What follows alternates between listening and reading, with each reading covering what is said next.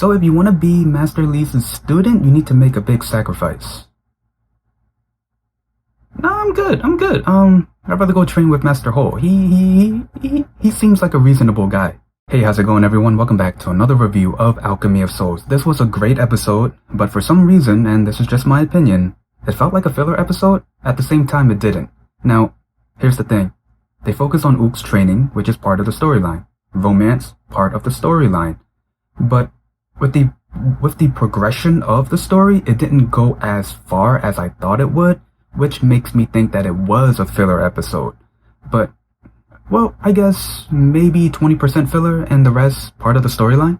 This does not take away the fact that this episode was a fun episode to watch. I love all the comedic moments, especially with the Crown Prince. He is effortlessly funny, which I love about that. And also, there's one question that's still unanswered. Who is SoYi? So to start the review, let's talk about the romance. Not only this episode showed us who's gonna partner up with who, for MuDeok and the Crown Prince is still up in the air for now, but not only that, they're showing us what these characters would do for the other person that they like and care about. So first, let's start with Choyeon and Dangu. This is going somewhere. So we saw him in this episode trying to come up with a breakup plan, but it was just to convince some people. But then Dangu came up with the idea of them becoming a couple, which Choyeon likes. And I think this is where we start to see Choyeon having some interest in Dangu, which is great because we really don't need a third girl in Wook's romance circle. I don't want to repeat just like the King's Affection. Man, there was so many people part of that romance. Oh, for MuDeok, I feel so bad for this girl. She just wants some private time with Wook, but she can't have it. In the last episode, she invited him for some tea, but he left. In this episode, she visited him when he was training, but he just ran away. She even lied to the guard and her maid to try to convince them that he was still in the room. And she even waited for him. She waited for him 4 hours. I can see the writers having MuDeok end up with the Crown Prince, but for some reason it just seems a little bit off. These two have never shared a scene together, and even if something happens between the two, for some reason it'll just seem like it's forced. You know, we have other characters ending up with the person they like, but then you have two characters who don't end up with anybody, and maybe their way of thinking, okay, let's just have these two end up together. Again, it'll just seem forced.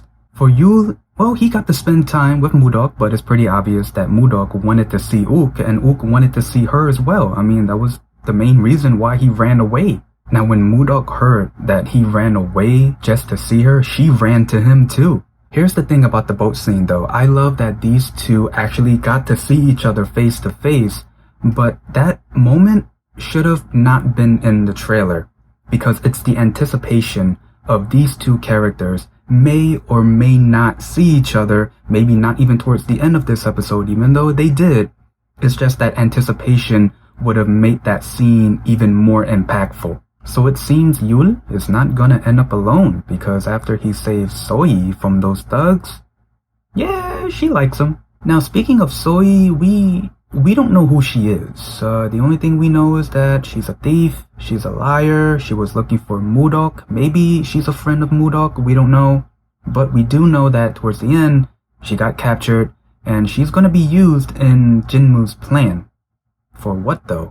I love the fact that they showed us Wook and MuDeok working really hard so they can see each other. I mean, Wook trying to read the book called The Words of the Heart, and then you got MuDeok trying to win the servant competition. So for the competition, MuDeok entered to try to get into Songrim. The first round was a test, and it was so hilarious just seeing the Crown Prince, Yul, and Dangu trying to answer all of the questions, and it was the Crown Prince who was pretty much voted to get those answers to MuDeok, which she passed, by the way. And then for Wook, he was having a hard time trying to read the Words of the Heart. It was pretty much a physical book with invisible words. Not only that, that book is very indestructible. He tried burning it, putting ink on it, but the ink would disappear. He would slam the book so many times on the table, on the floor. But thanks to Master Lee's advice, Wook was able to read it and write what he read, and when he handed it to the guard, it was almost like a mic drop. Seeing these two just work hard really pushes their romance, really show the bond that they have, and also show that these two would go through so much just to be together. So this was a fun episode to watch. I love the comedic moments, love the romance, I always do, but this episode really showed us that these characters would do anything to be with the other character that they like. I mean, you got Wook trying to read the book. You got MuDeok winning the competition. You got Dangu going along with Choyeon's plan, breakup plan, a couple plan. But then when it comes to romance, at the end of the day, I feel bad for Yoonok. I mean, she's a nice girl. She didn't do anything wrong. For now, I mean, it's only episode 10. We have 10 more left. And we have a part 2 after this. Is it just me, or does the Crown Prince need some friends? I'm just saying, because when he was hanging out with Dangu and Yul, he had a good time. Let's not forget, we don't know who SoYi is, but I have a feeling she's going to play a major part in the storyline. And yeah, that's pretty much the gist of the episode and my review. Is there anything I might have missed? Please leave in the comments below. Other than that, if you liked this video, leave a like, comment down below, and subscribe. See ya.